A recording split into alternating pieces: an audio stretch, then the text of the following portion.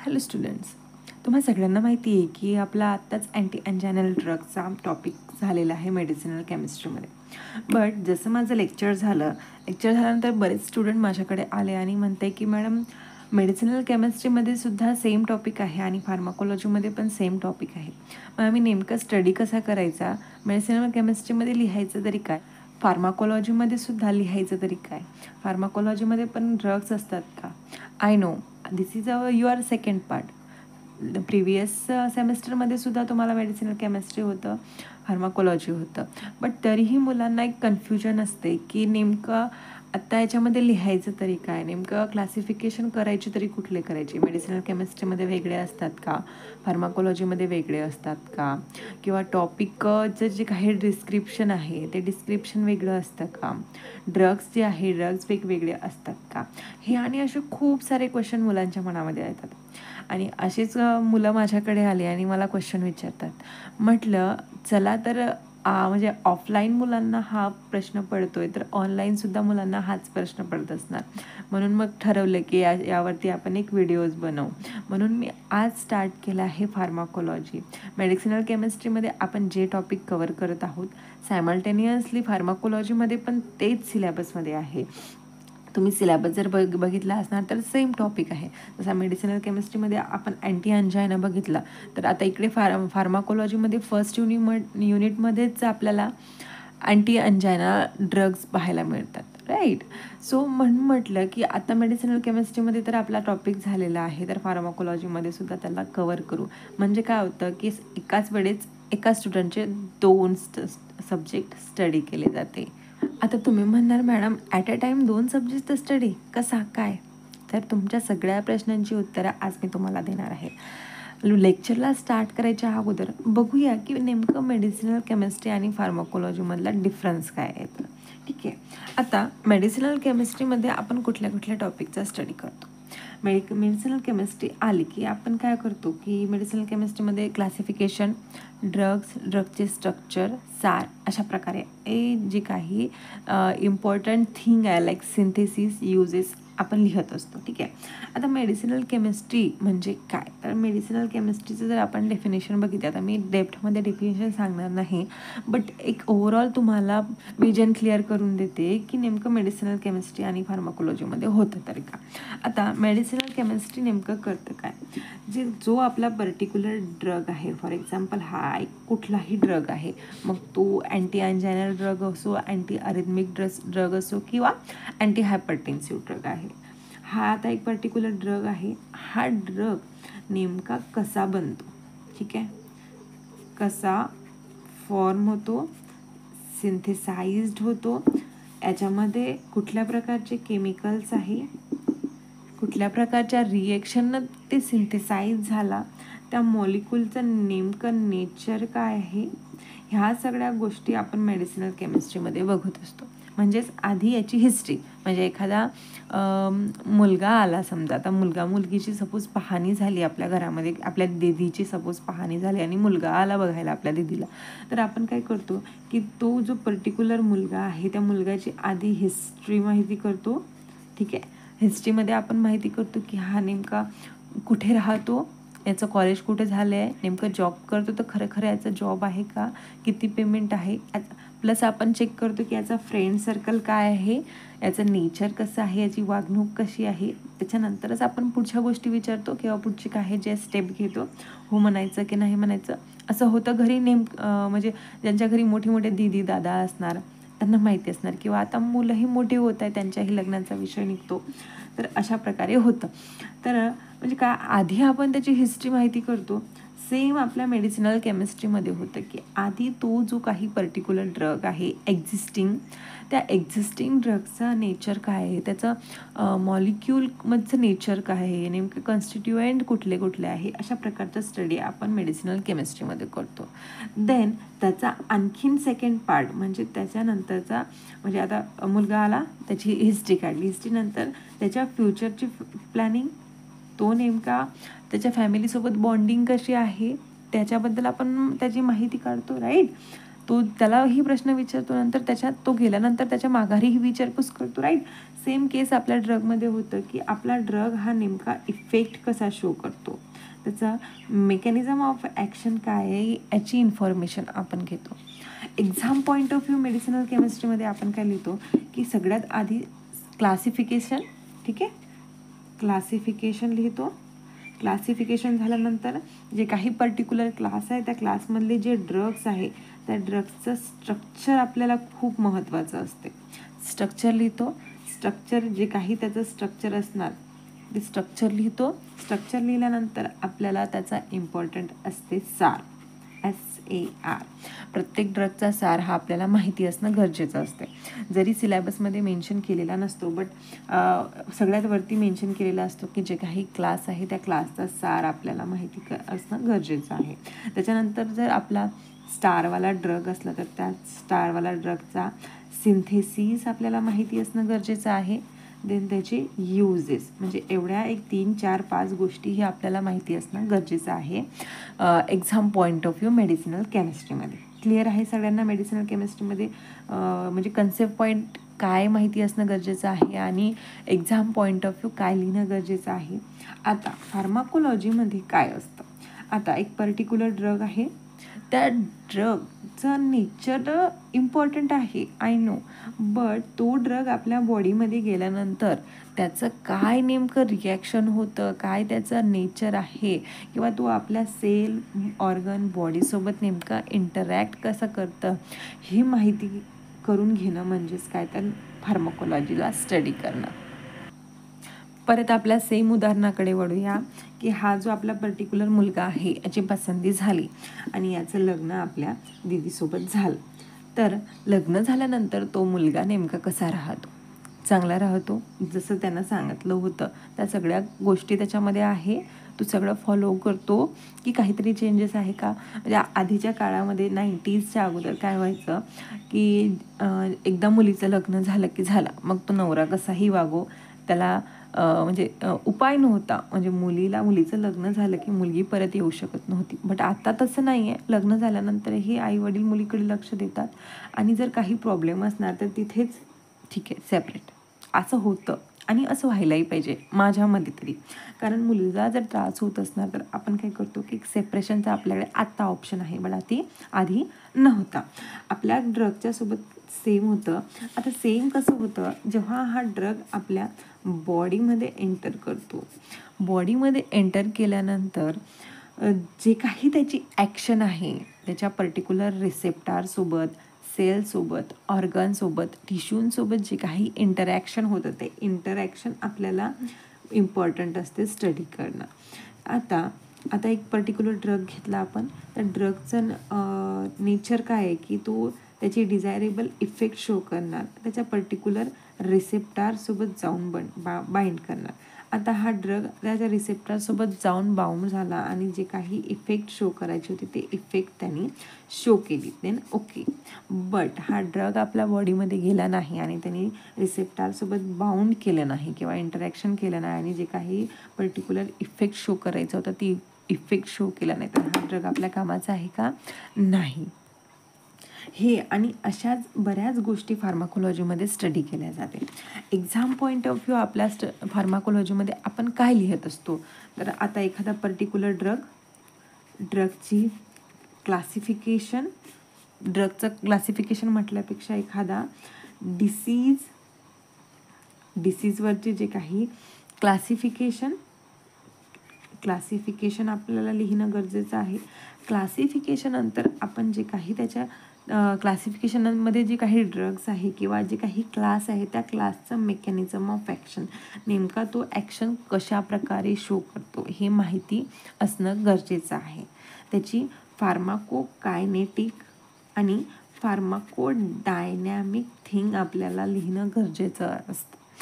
त्याच्यानंतर आपल्याला लिहिणं गरजेचं असते त्याचं टॉलरन्स म्हणजेच काय, तर आपला जो ड्रग आहे त्या ड्रगमध्ये कुठल्या प्रकारचा टॉलरन्स तर होत नाही आहे. म्हणजे एखादा ड्रग घेत आहे, म्हणजे आज मी एखादी पॅरासिटामॉल घेतली आणि मला फिवर होता, फिवर कमी झाला.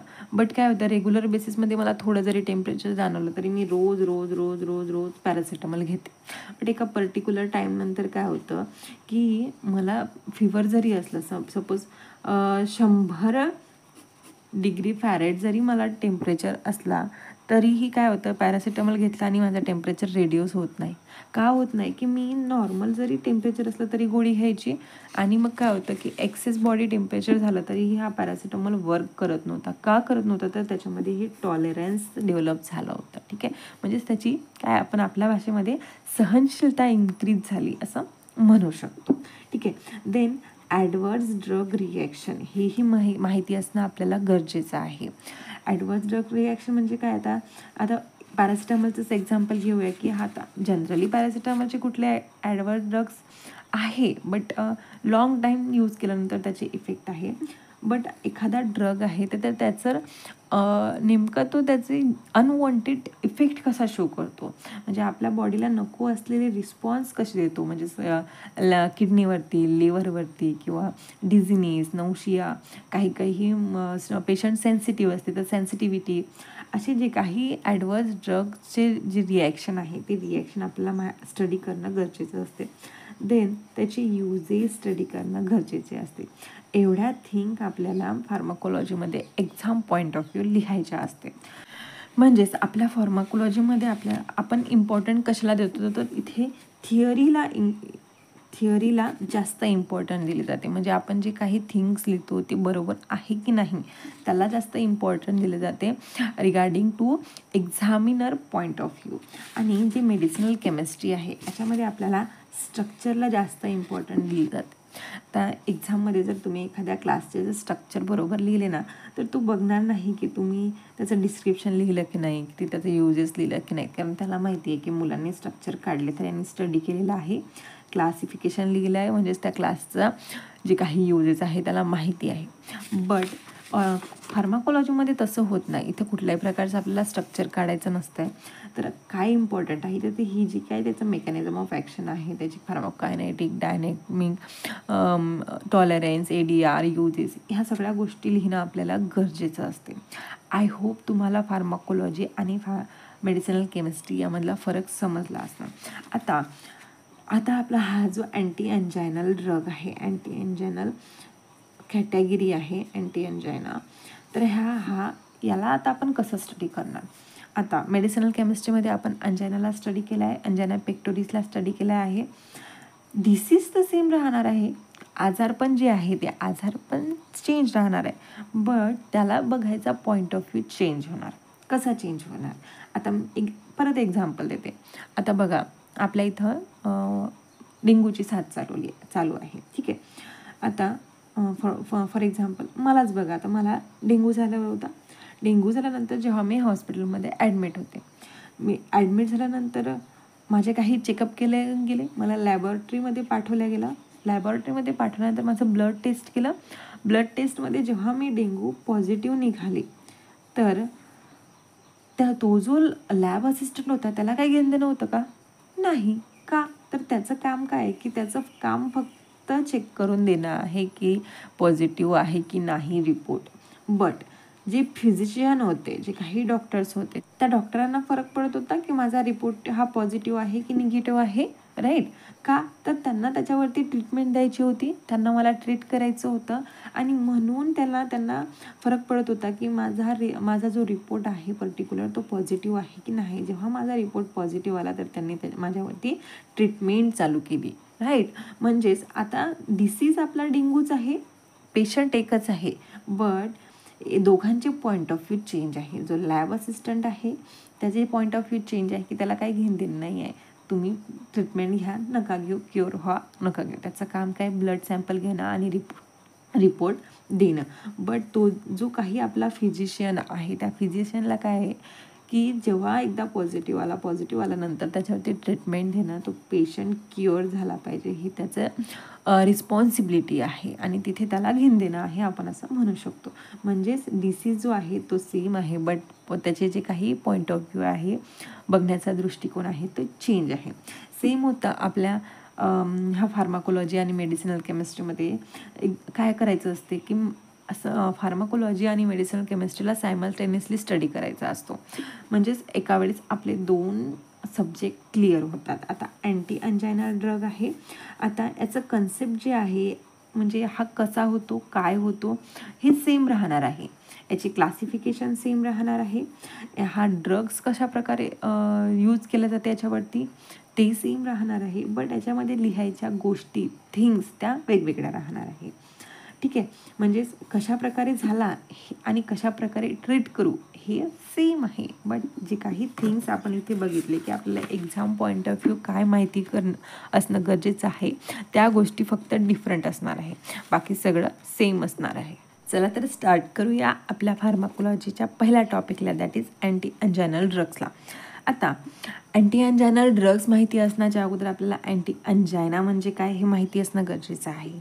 आपल्याला माहितीच आहे की अँटी म्हणजे काय. अँटी म्हणजे अपोजिट किंवा आपण त्याला आपल्या लँग्वेजमध्ये ट्रीटमेंट किंवा म्हणू शकतो. अंजायना म्हणजेच काय, अंजायना पेक्टोरिस. आता अंजायना पेक्टोरिस म्हणजे काय. Angina pectoris it is nothing but the severe sudden pressing chest pain. आता हा जो चेस्ट पेन आहे ह्या चेस्ट पेनला आपण इस्चेमिक चेस्ट पेनसुद्धा म्हणतो.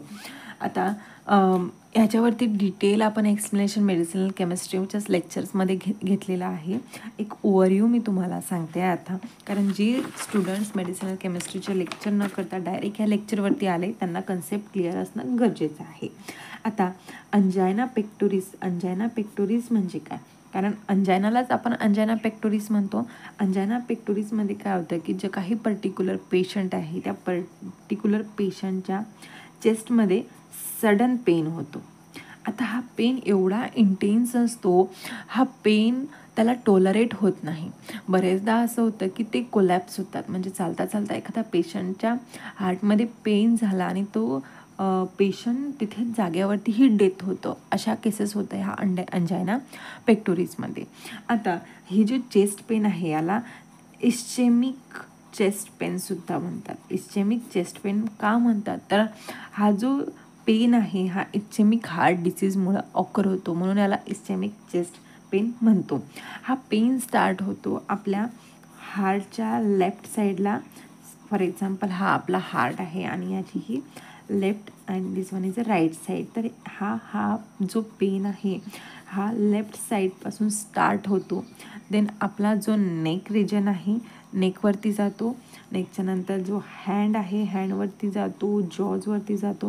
म्हणजे हा एक पेशंट आहे फॉर एक्झाम्पल आणि याच्या लेफ्ट साईडला पेन आहे, तर त्याच्यात हा पेन कुठे कुठे ट्रान्सफर होतो. पहिले स्टार्ट होतो हार्टला लेफ्ट साईडला, देन हा त्याच्या हँडवरती जाणार, नेकवरती जाणार लेफ्ट साईडच्या, आणि लेफ्ट साईडचा जो जॉ आहे त्या जॉवरती त्याला असा प्रेसिंग ओढल्यासारखा असा ताण दिल्यासारखा पेन तिथे त्याला फील होणार. ही जी कंडिशन आहे या कंडिशनला आपण अंजायना पेक्टोरिस म्हणतो. हा अंजायना पेक्टोरिस नेमका होतो का, तर हा आपल्या हार्टला ऑक्सिजनची डेफिशियन्सी असल्यामुळं होतं. आता ऑक्सिजनची डेफिशियन्सी होतं का, याचे 2 मेन रिझन आहे. फर्स्ट आहे coronary artery disease and second one आहे वासोस्पाझम ऑफ कोरोनरी आर्टरी. आता हार्ट बघूया आधी. आपल्याला माहिती आहे की हा हार्ट जो आहे हा आपला मोस्ट इम्पॉर्टंट फंक्शनल पार्ट आहे आपल्या बॉडीचा. हार्ट आहे म्हणून आपण आहे. हार्ट थांबला आपणही थांबलो, संपलो, माहिती आहे सगळ्यांना. ठीक आहे. आता हार्टचं काम काय आहे की हा काय करतो, डिऑक्सिजनेटेड ब्लड घेतो आणि त्याला कन्वर्ट करतो ऑक्सिजनेटेड ब्लडमध्ये. म्हणजेच काय, आणि याला सप्लाय करतो थ्रू आउट आवर बॉडी इथे. ठीक आहे. हा आपल्या बॉडीला ऑक्सिजन सप्लाय करतो, म्हणजे एक फिल्टर मशीनसारखं काम करतो.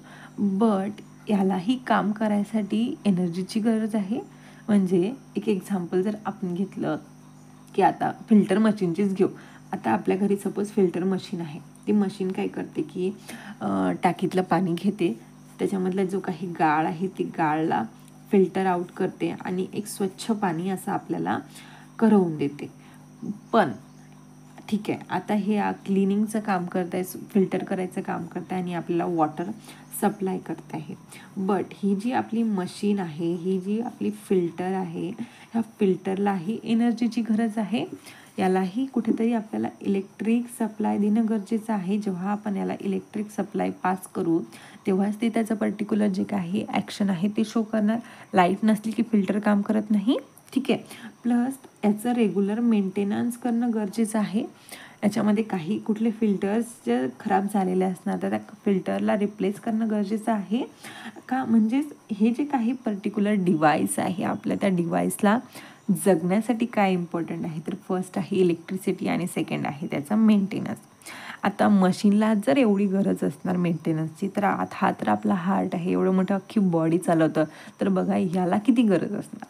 याची गरज काय तर याला दुसरं तिसरं काहीच नको. याला काय पाहिजे फक्त ॲडिक्वेट अमाऊंटमध्ये ऑक्सिजन, बस दुसरं काहीच नाही पाहिजे आपल्या हार्टला. पर्टिक्युलर अमाऊंटमध्ये ऑक्सिजन भेटलं तर हा आपला हार्ट प्रॉपर पंपिंग करतो आणि आपल्याला प्रॉपर ऑक्सिजन सप्लाय करतो. आता हा जो आपला हार्ट आहे हा हार्टला जे ऑक्सिजन सप्लाय होतो तो एका मेन आर्टरीने होतो, that is coronary artery. He coronary artery he main आहे आपल्या हार्टला ऑक्सिजन सप्लाय करायसाठी. आता या कोरोनरी आर्टरीचं हे बघा एक पर्टिक्युलर एवढं डायमीटर आहे. ह्या डायमीटरनं ती आपल्या हार्टला ऑक्सिजन सप्लाय करते. बट ह्या कोरोनरी आर्टरीमध्ये जर काही डिफेक्ट आला किंवा काहीतरी कुठल्या तरी कारणामुळे याचं डायमीटर जर कमी झालं तर काय होणार की आपल्या हार्टला प्रॉपर ऑक्सिजन मिळणार नाही.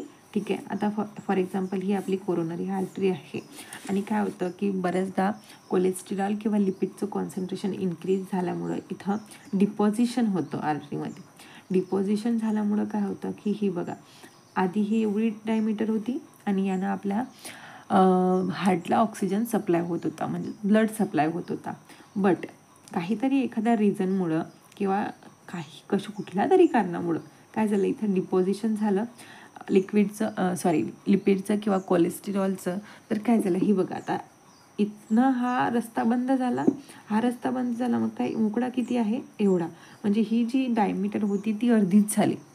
म्हणजेच काय ब्लड सप्लाय काय झाला कमी झाला. ब्लड जर सप्लाय कमी झाला तर अल्टिमेटली ऑक्सिजनचा सप्लाय हा कमी झाला. आणि याला काय इम्पॉर्टंट आहे, याला इम्पॉर्टंट आहे तर ते ऑक्सिजनचीच गरज आहे त्याच्या फंक्शनसाठी. आता हा जो काही पर्टिक्युलर इथे डिपॉझिशन झाला याला आपण प्लेग किंवा ॲथरोमा म्हणतो. हा ॲथरोमा रिस्पॉन्सिबल आहे आपल्या कोरोनरी आर्टरी डिसीजमध्ये. इथे जर डिपॉझिशन होत असेल तर त्याला आपण कोरोनरी आर्टरी डिसीज म्हणतो. क्लिअर आहे सगळ्यांना कोरोनरी आर्टरी डिसीज म्हणजे काय. ठीक आहे.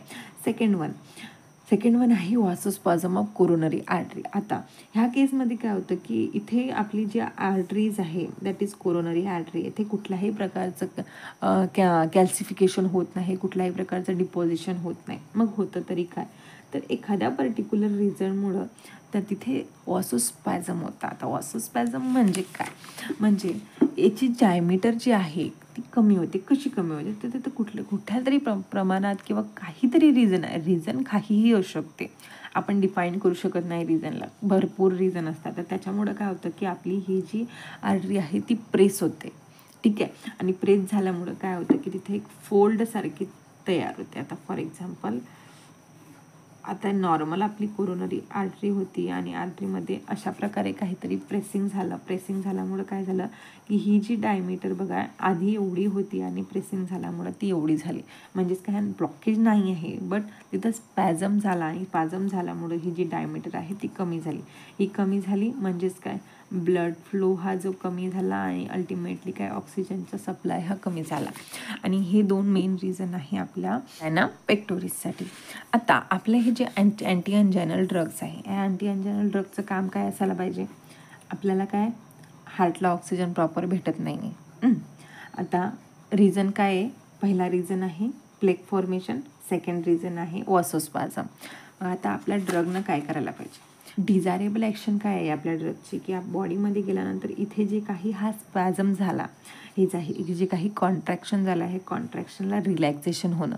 ठीक आहे. इथे जर यांनी रिलॅक्सेशन केलं तर काय होणार, ही जी डायमीटर इथे छोटी झाली होती ती डायमीटर मोठी होणार, म्हणजे रिलॅक्सेशन होणार. रिलॅक्सेशन झाल्यामुळं काय तर त्याचं जे काही आधीचा फॉर्म होतं त्या फॉर्ममध्ये आपली आर्टरी जाणार. ऑब्व्हियसली डायमीटर इन्क्रीज झालं तर काय होणार, ब्लड सप्लाय इन्क्रीज होणार आणि ऑक्सिजनचा सप्लाय इन्क्रीज होणार. आता कोरोनरी आर्टरी डिसीजच्या केसमध्ये सेम. आता जर इथे यांनी आपल्या जे आर्टरी आहे त्या आर्टरीचं डायलेशन केलं, ठीक आहे, हा प्लेग तर रिमूव्ह करू शकणार नाही आपला जो ड्रग आहे, बट काय करणार, ही जी आपली आर्टरी आहे त्याला डायलेट करण्यामुळे काय होणार की याची जी काही डायमीटर आहे ती डायमीटर इन्क्रीज झाली, अल्टिमेटली ब्लड फ्लो इन्क्रीज झाला आणि ऑक्सिजन सप्लाय वाढला. अशा प्रकारे हे आपले अँटी अंजायनल ड्रग आहेत ते वर्क करतात. आय होप तुम्हाला कन्सेप्ट क्लिअर झालेले असणार. नोट्समध्ये मेन्शन केलं आहे की नेमका अँजायना पेक्टोरिस म्हणजे काय, कॉजेस काय आहे की ऑक्सिजनचे सप्लाय कमी झाल्यामुळं आणि हार्टचं डिमांड वाढल्यामुळं हा कोरोनरी आर्टरी डिसीज होतो. रिझन 2 आहे. फर्स्ट आहे coronary artery disease and second आहे vasospasm of coronary artery. See this is the diagram of heart. इथे हार्टमध्ये ही जी कोरोनरी आर्टरी आहे इथे प्लेग फॉर्मेशन झाल्यामुळं हे सगळं प्रॉब्लेम क्रिएट होतात. रिस्क फॅक्टर कुठले कुठले, तर hyperlipidemia, hypertension, diabetes, smoking, lifestyle, family history, हे सगळे याचे रिस्क फॅक्टर आहे. आता हा जो अंजायना आहे या अंजायनाची 3 क्लासिफिकेशन आहे. फर्स्ट आहे स्टेबल अंजायना. स्टेबल अंजायनालाच आपण क्लासिकल अंजायना म्हणतो. ह्या अंजायनामध्ये काय होतं की ही जी आपली आर्टरी आहे ह्या आर्टरीमध्ये डिपॉझिशन होतं प्लेगचं. हा जो ब्लॅक पोर्शन आहे हा black portion it is nothing but the deposition of plaque or atheroma. आता इथे ॲथ्रोमा झाल्यामुळं काय होतं की ही जी याची डायमीटर आहे ती डायमीटर कमी झाल्यामुळं काय झालं की ब्लड सप्लाय हा कमी झाला. सेकंड वन आहे व्हेरियंट अंजायना. व्हेरियंट अंजायनाचे 2 आहे, नाव आहे दॅट इज वासोस्पॅस्टिक अंजायना और पेजमेंटल अंजायना. हा जो अंजायना आहे तर कशामुळं होतं, तर जी आहे आपली कोरोनरी आर्टरी आहे त्या आर्टरीचा स्पॅझम झाल्यामुळं, तिथं प्रेसिंग झाल्यामुळं काय होतं की जी डायमीटर आहे ती कमी होते आणि कमी झाल्यामुळं ब्लड सप्लाय हा कमी होतो. देन थर्ड वन आहे अनस्टेबल अंजायना. अनस्टेबल अंजायना हा जनरली रेस्ट कंडिशनमध्ये होतो. आणि कशामुळे होतं, आता एखाद्या पर्टिक्युलर पेशंटला ऑलरेडी प्लेग आहे, ॲथ्रोमा आहे त्याच्या आर्टरीमध्ये. आता कुठल्या तरी रिझनमुळं हा जो प्लेग आहे, हे जो ॲथ्रोमा आहे तो रप्चर होतं. रप्चर झाल्यामुळे काय होतं की इथं जे डिपॉझिशन झालं होतं ते डिपॉझिशन बाहेर निघतं. आता आपल्या बॉडीचं नेचर काय आहे की कुठे कट झाल्यानंतर काय होतं की तिथं प्लेटलेट्सचं ॲग्रिगेशन होतं आणि ब्लड क्लॉटिंग होतं, म्हणजे रक्त वाहनं थांबतं. सेम आपल्या वेन्समध्ये पण होतं की इथं रप्चर झालं, तिथे आपली जी बॉडी आहे, सिस्टीम आहे, ते सिस्टीम वर्क करते. इथे डिपॉझिशन होतं आणि क्लॉट फॉर्मेशन होतं. क्लॉट फॉर्मेशन झाल्यामुळे काय होतं की अगोदरच डायमीटर छोटी होती प्लेगमुळं आणि इथं क्लॉटिंग झाल्यामुळं काय झालं की जी काही डायमीटर होती ब्लड फ्लोसाठी ती पूर्ण बंद झाली अचानकच. आणि अचानकच हे आर्टरी ब्लॉक होतं आणि हार्ट अटॅक होतं आणि पेशंट डेथ होतं. हे त्याचे मेन रिझन आहे. ट्रीटमेंट कुठले घेऊ शकतो आपण अंजायनामध्ये, तर self care, surgery, medical procedure and therapy आणि लास्ट वन आहे आपला drug that is anti anginal drugs. अशा प्रकारे आपण अंजायनाचे ट्रीटमेंट घेऊ शकतो. नाव classification of anti anginal drugs. See इथे कोलॉजीमध्ये टोटल 4 ते 5 प्रकारचे क्लासिफिकेशन शो केलेले आहे. आपण मेडिसिनल केमिस्ट्री जेव्हा स्टडी केली होती तेव्हा आपण 2च क्लासिफिकेशन बघितले होते, that is nitrates and calcium channel blockers. हे जे beta blocker, potassium channel openers आणि अदर आहे, म्हणजे हे जे रिमेनिंग 3 क्लासिफिकेशन आहे हे सुद्धा याच्यामध्ये येतात.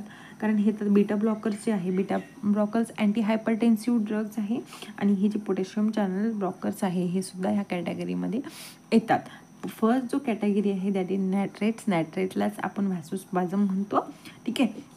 हे आपण ऑलरेडी स्टडी केलं आहे. बट मेडिसिनल केमिस्ट्रीमध्ये आपण प्रत्येक क्लास आणि प्रत्येक क्लासच्या ड्रग्सचे स्ट्रक्चर बघितले होते. त्याचं सारसुद्धा आपण एक जनरल सार बघितला होता. बट फार्माकोलॉजीमध्ये काय बघायचं आहे आपल्याला की हा जे काही क्लास आहे त्या क्लासचा फार्माकोकायनेटिक काय आहे, मेकॅनिझम ऑफ ॲक्शन काय आहे, टॉलरन्स काय आहे, ADR काय आहे, ह्या सगळ्या गोष्टी आपल्याला इथे बघायचं आहे. जे नायट्रेट्स आहे, नायट्रेट्समध्ये कुठला ड्रग येतो तर नायट्रोग्लिसरीन. नायट्रोग्लिसरीनलाच आपण काय म्हणतो तर ग्लिसरीन ट्रायनायट्राइट. आता हा नायट्रेट्स जो आहे त्याचे फार्माकोलॉजी कशा प्रकारे शो करतो तर हा 4 मेन प्रकारे त्याची फार्माकोलॉजी शो करतो. फर्स्ट आहे preload, then after load, then third one आहे redistribution of coronary artery flow and relief in angina. आता प्रीलोड आणि आफ्टर लोड रिडक्शन म्हणजे काय. आता हार्ट जो आहे, हार्ट आपला पंपिंग करतो कशा प्रकारे करतो, कॉन्ट्रॅक्ट होतो, रिलॅक्स होतो, कॉन्ट्रॅक्ट होतो, रिलॅक्स होतो. आता कॉन्ट्रॅक्ट व्हायच्या अगोदर म्हणजे तो नॉर्मल पोझिशनमध्ये आहे आणि आता कॉन्ट्रॅक्ट होणार आहे, बट कॉन्ट्रॅक्ट होण्याच्या अगोदर जर त्याच्यामध्ये जे काही ब्लड एंटर करतो, जो काही ब्लड फ्लो होतो बिफोर कॉन्ट्रॅक्शन त्याला आपण प्रीलोड म्हणतो. ठीक आहे, क्लिअर आहे की कॉन्ट्रॅक्शन व्हायच्या अगोदर जर जे अमाऊंट ऑफ ब्लड हार्टमध्ये एंटर होते त्याला काय म्हणतो कॉन्ट्रॅक्शन.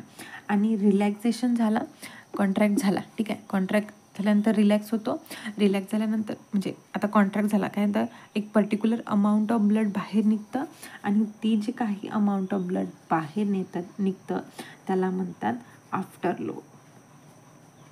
ठीक आहे, आता हा काय करतो आपला ड्रग प्रीलोड कमी करतो, आफ्टर लोड कमी करतो. म्हणजेच काय ओव्हरऑल आपलं हार्ट जे आहे ह्या हार्टचं फंक्शन किंवा त्याचं वर्कलोड जे आहे ते कमी करतं. म्हणजे त्याच्यावरचं जे काही प्रेशर आलं होतं, जे काही त्याचं काम ताण वाढला होता त्या ताणला कमी करतो. प्लस काय करतो रिडिस्ट्रीब्युशन ऑफ कोरोनरी आर्टरी फ्लो.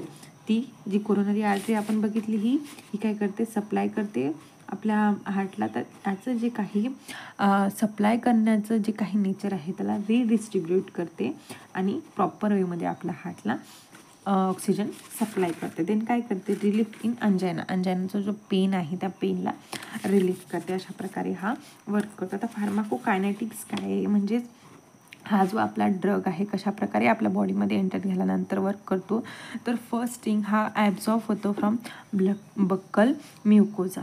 म्हणजेच नायट्रेट्स काय करतं की इमर्जन्सी केस असली तर हे ड्रग्स कुठून दिले जाते तर सबलिंग्युअली हे ड्रग्स दिले जाते, तिथनं ते फास्टर ॲब्झॉर्ब होतात. प्लस इंटेस्टाईन आणि स्किन थेरपीसुद्धा नायट्रेट्स दिली जाते.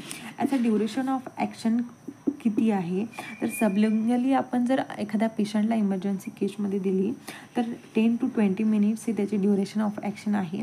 आणि ट्रान्सडर्मली म्हणजे स्किनच्या थ्रू जर याला आपण दिली तर 8 to 10 आवर्स हा त्याची ॲक्शन शो करतो. हा लिव्हरमध्ये मेटाबोलाइज्ड होतो. देन आपला हा हे जे वॉसोडायलेटर्स आहे याचं नेमकं मेकॅनिझम ऑफ ॲक्शन काय आहे, कशा प्रकारे हा त्याचा वर्क करतो. First thing we should know की हे जे आपले नायट्रेट्स आहे हे नायट्रेट्स प्रोड्रग आहे. प्रोड्रग म्हणजे काय की एकदा ते बॉडीमध्ये एंटर झाले तर ते रेडिली ॲक्टिवेट नसतात, ते त्याच्या पर्टिक्युलर फॉर्ममध्ये कन्वर्ट होतात आणि ते ॲक्टिवेट होतात. आता हे जे नायट्रेट्स किंवा आपण त्याला वॉसोडायलेटर्स म्हणतो हे काय करतात, हे प्रोड्रग आहे म्हणजे बॉडीमध्ये एंटर्ड होतात आणि पर्टिक्युलर केमिकल रिॲक्शन झाल्यानंतर ते त्याच्या ॲक्टिव्ह फॉर्ममध्ये एंटर्ड होतात. That is nitric oxide. Nitric oxide हे त्याचा ॲक्टिव्ह फॉर्म आहे. आता हे काय करतात ग्वानिलीन सायक्लेजला ॲक्टिवेट करतात. ह्या ग्वानिलीन सायक्लेजचं फंक्शन काय तर हे CGMPचं कॉन्सन्ट्रेशन इन्क्रीज करतं. CGMPचं कॉन्सन्ट्रेशनला इन्क्रीज केल्यानंतर हे 2 प्रकारचे काम करतं. फर्स्ट आहे कॅल्शियमची एंट्रीला रिड्यूस करतं. सेकंड आहे डिफॉस्फोरायझेशन ऑफ PKA आणि ह्या काय करतो ॲक्टिवेशन ऑफ मायोसिन. तुम्ही म्हणणार मॅडम समजलं नाही, सांगून तर दिलं तुम्ही मेकॅनिझम ऑफ ॲक्शन, बट आमच्या दिमागात काही गेलं नाही का. तर कॅल्शियमची एंट्रीला कमी करतो, कुठं कमी करतो, कसं करतो आणि हे मायोसिन काय आहे. ठीक आहे, ड्रगचं मेकॅनिझम ऑफ ॲक्शन माहिती असण्याच्या अगोदर आपल्याला एक गोष्ट माहिती असणं गरजेचं आहे, ती म्हणजे काय तर आपल्या बॉडीचं नॉर्मल फंक्शन. आता हे जे काही मेकॅनिझम ऑफ ॲक्शन आहे हे मेकॅनिझम ऑफ ॲक्शन होत आहे ते आपल्या आर्टरीजमध्ये.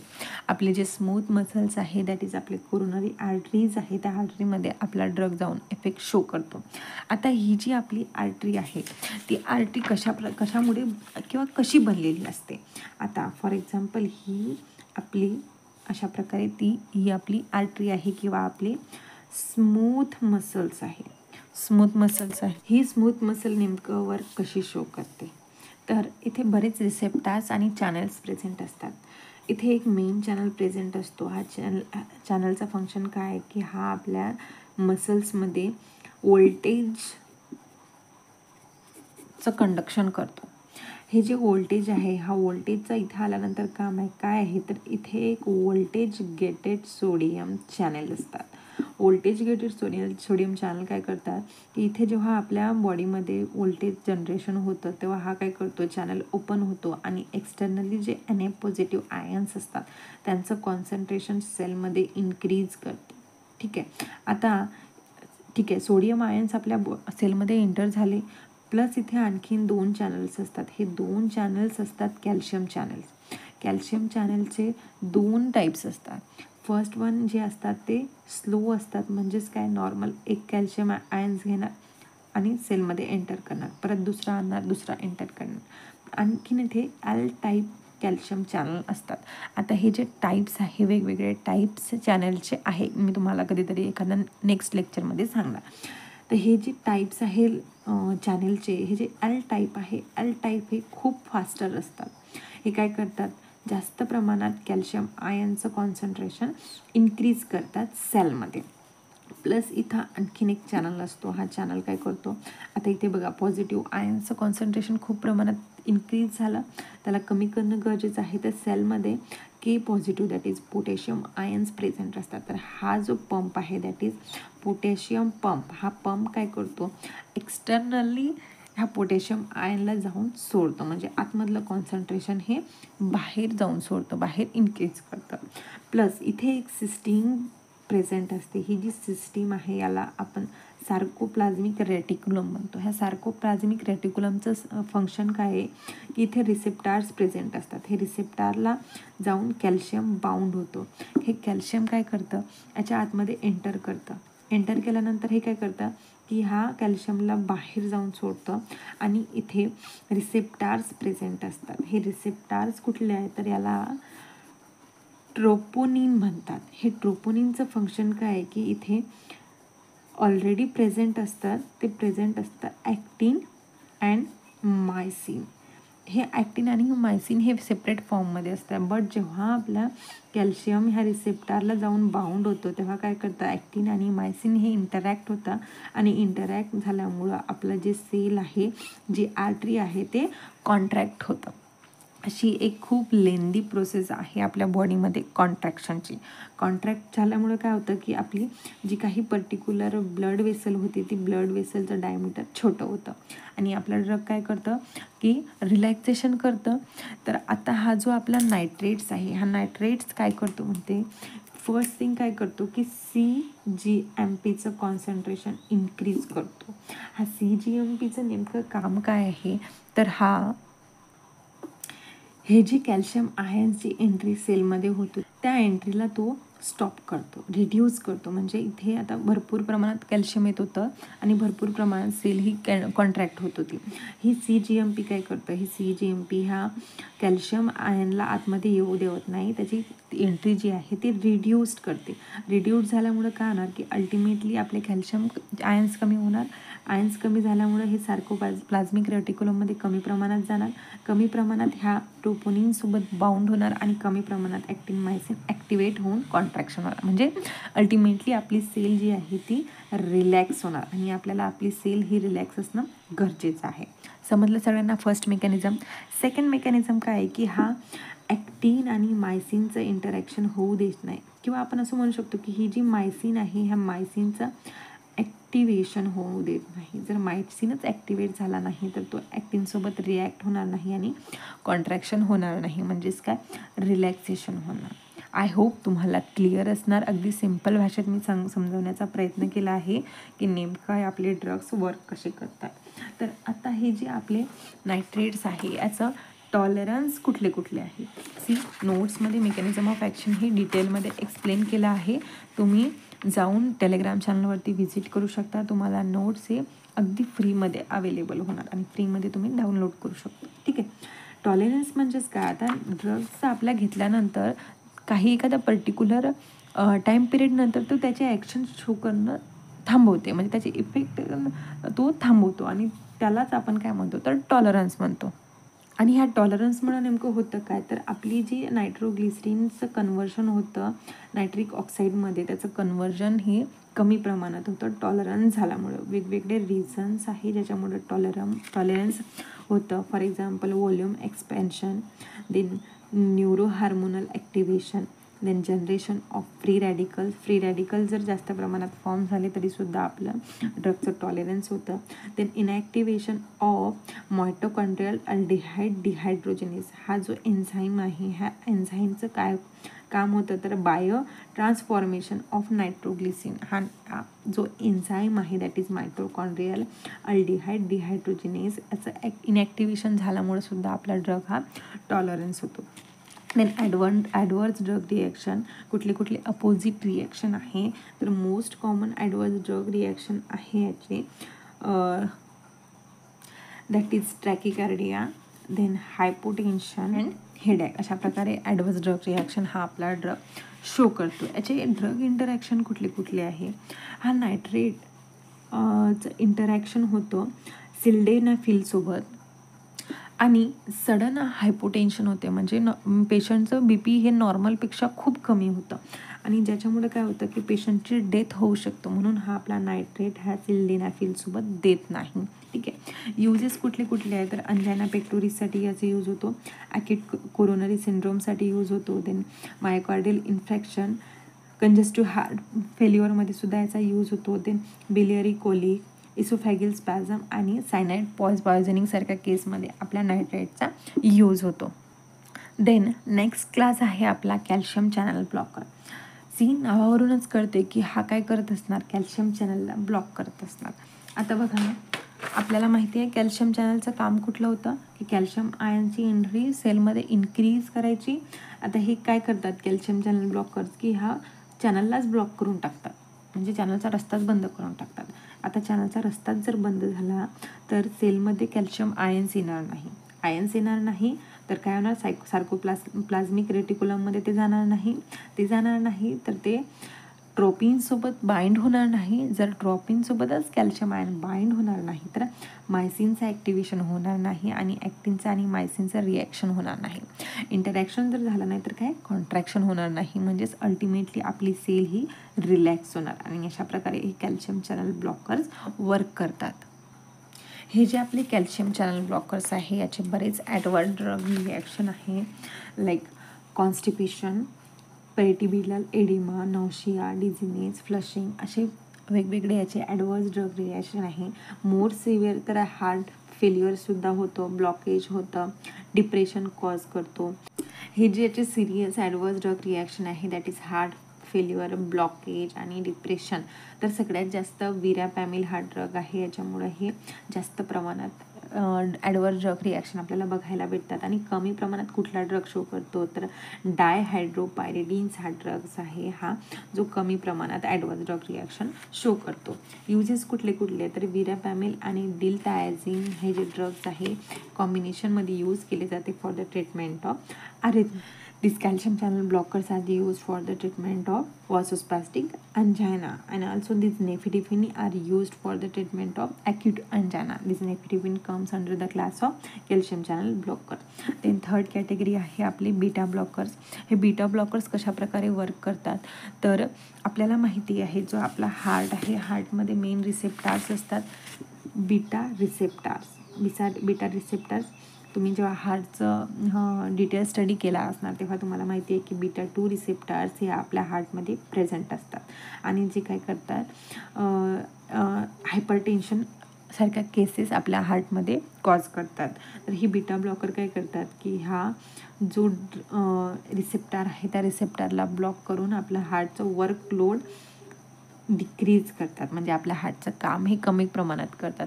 एक्सेस प्रमाणात झालेलं काम कमी करतो, नॉर्मल फंक्शन हे ॲज इट इज ठेवतं आणि त्याच्यामुळे काय होतं की आपल्या हार्टला रिलीफ होतो आणि ऑक्सिजन सप्लाय हे प्रॉपर प्रमाणात होते.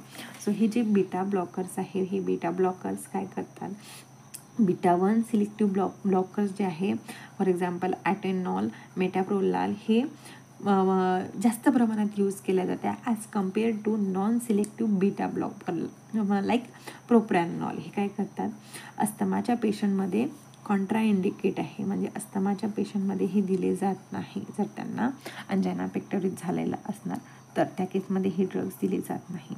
तर हे काय करतात, बीटा ब्लॉकर्स थेरपी काय करतात की जे पेशंटची डेथ होण्याचे चान्सेस आहे त्या चान्सेसला कमी करतात. आणि जे वासोस्पॅस्टिक अंजाना आहे, म्हणजे जिथे आपली आर्टरी ही स्पाझम झालेली आहे, लाईक हीच म्हणजे इथे स्पाझम क्रिएट झालेला आहे, अशा केसमध्ये आपण बीटा ब्लॉकर प्रिस्क्राईब करतो. का तर हा जो आपला बीटा ब्लॉकर आहे आपल्या सेलचा किंवा आपल्या आर्टरीचा डायलेशन कॉज करतो. हा जो बीटा ब्लॉकर आहे बऱ्याचदा नायट्रेट्स आणि कॅल्शियम चॅनल ब्लॉकरच्या कॉम्बिनेशनमध्ये दिला जातं. देन फोर्थ वन आहे आपला potassium channel opener. Potassium channel opener काय करतात, हे जे आपले पोटॅशियम चॅनल्स आहे हे चॅनल्सला ओपन करतात. ओपन झाल्यामुळे काय करतात की जास्त प्रमाणात पोटॅशियम हे आपल्या सेलमधून बाहेर एंटर करतात. बाहेर कशामुळे एंटर म्हणजे बाहेर एंटर केल्यामुळे नेमकं होतं तरी काय, तर जे पॉझिटिव्ह चार्ज आहे ते आपल्या सेलमधले कमी होतात. कमी झाल्यामुळे काय होतं, हायपर पोलरायझेशन होतं आणि hyper polarisation is responsible for the relaxation of cell. आणि आपल्याला काय पाहिजे की सेल हे आपले रिलॅक्स झाली पाहिजे. सेकंड वेने हा काय करतो, CGMP दॅट इज ग्वानिल मोनोफॉस्फेटचं कॉन्सन्ट्रेशनला इन्क्रीज करतो आणि त्याच्यामुळं काय होतं की CGMP इन्क्रीज झाला, कॅल्शियम चॅनल जे आहे ते ब्लॉक होतं आणि ब्लॉक केल्यामुळे काय होतं आपलं सेल हे रिलॅक्स होतं.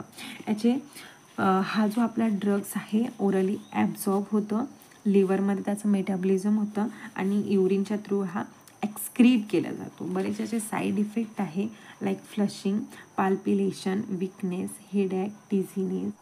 जर जास्त प्रमाणात हा ड्रग जर घेतला झाला तर माउथमध्ये अल्सरसुद्धा होतं ह्या ड्रग्सच्या यूजमुळे. This is all about the 4 classification of anti anginal drugs. आता बरेच कॉम्बिनेशन आहे जे अंजायनाच्या ट्रीटमेंटसाठी यूज केले जाते, लाईक बीटा ब्लॉकर आणि नायट्राइट्स हे सोबत दिल्या जाते पेशंटला in case of classical angina. Then beta blockers and slow acting DHF that is calcium channel blocker हे सुद्धा क्लासिकल अंजायनामध्ये प्रिस्क्राईब केले जाते. देन नायट्रेट्सला कॅल्शियम चॅनल ब्लॉकरसोबत प्रिस्क्राईब केले जाते फॉर द बेटर रिझल्ट. हा काय करतो, प्रीलोड आणि आफ्टर लोडला डिक्रीज केलं जातो आणि बऱ्याच केसमध्ये जर सिव्हिअर अंजायना झाला असणार पेशंटमध्ये तर हे तिन्ही क्लाससोबत दिल्या जातात, that is nitrate, beta blocker आणि कॅल्शियम चॅनल ब्लॉकर. हे काय करतात, प्रीलोड आफ्टर लोडला कमी करतो, कार्डियक वर्क कमी करतो आणि कोरोनरी फ्लोला इन्क्रीज करतो. काही असे ड्रग्स आहे जे कॉम्बिनेशनमध्ये दिले जात नाही, फॉर एक्झाम्पल बीटा ब्लॉकर आणि विरॅपॅमिल याला कधीच कॉम्बिनेशनमध्ये दिले जात नाही. का तर हे काय पेशंटमध्ये डिप्रेशन कॉज करते आणि which is responsible for the death of the patient. This is all about the today's lecture. फार्माकोलॉजीचं लेक्चर तुम्हाला कसं वाटलं हे मला नक्कीच कमेंट करून सांगा. भेटूया नेक्स्ट लेक्चरमध्ये. थँक्यू.